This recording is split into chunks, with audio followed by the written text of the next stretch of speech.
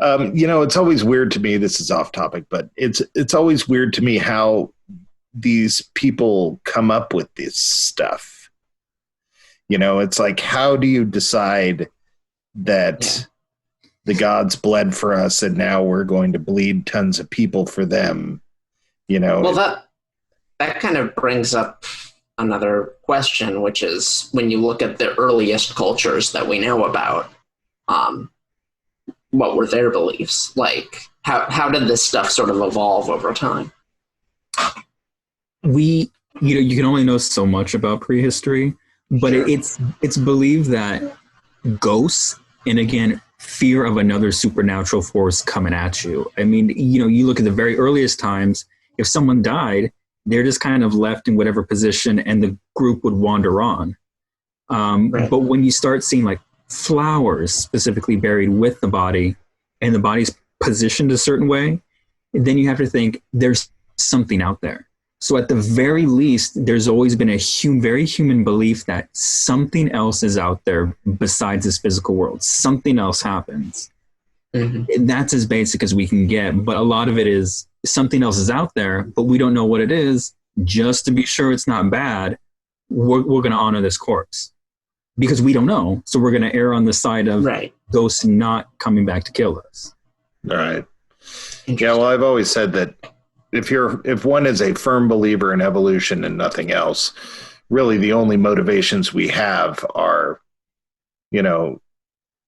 food, sex, and fear, that all the emotions that we have are basically just complex things built on top of that, and so if you go back there, it's probably just fear, fear of that could happen to me. This could come back. Is this over? Because you think about that, you wonder how many people were buried who weren't dead yet, and who went through that sort of thing. Because wasn't there something in England with the bell and the rope, so that the people could pull the bell? Now, is this a movie thing or is this a real thing?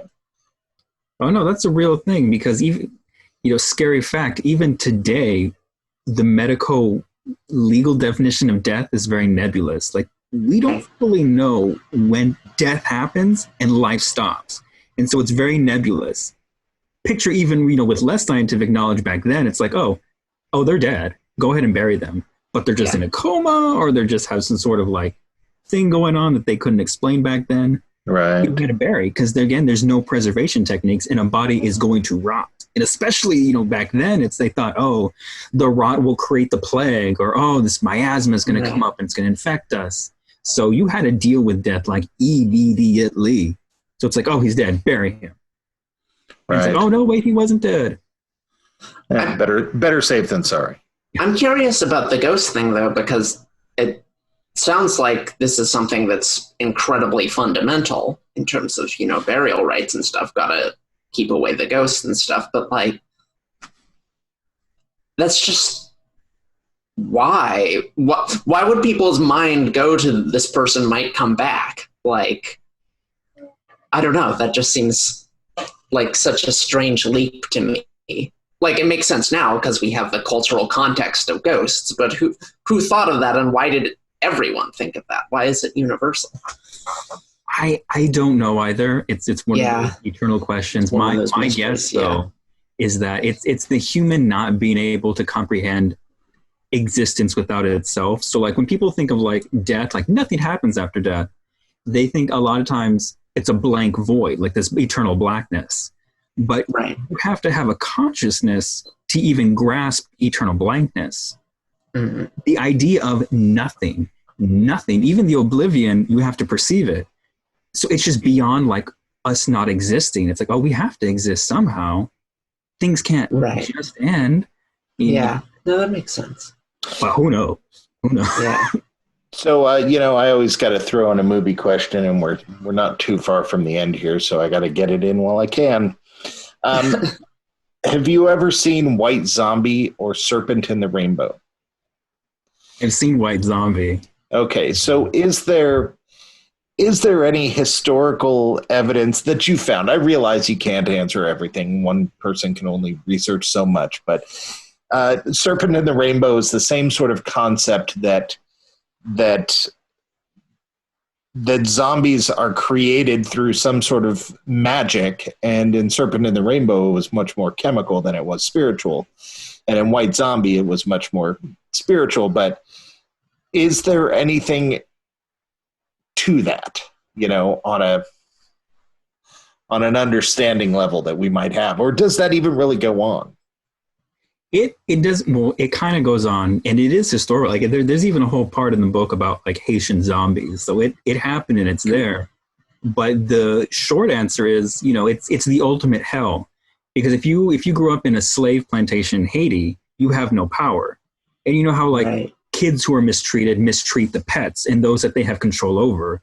A dead body essentially can't say no. So what happens is that you have this power over this corpse, and it's believed that if you can infuse it with magic, you can have your own slave, and you're finally a master, and you have power over someone. And so it was the ultimate taboo to become the monster, the slave master.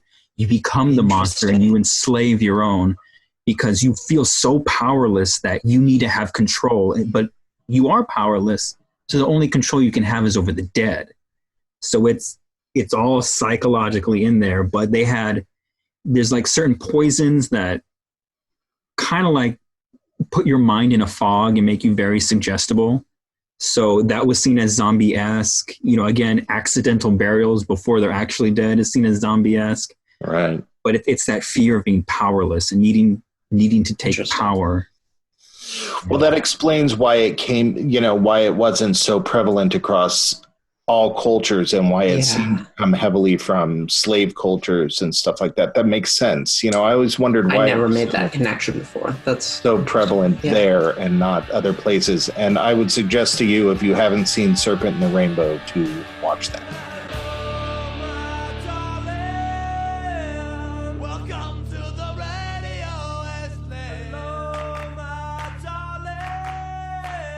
Welcome to the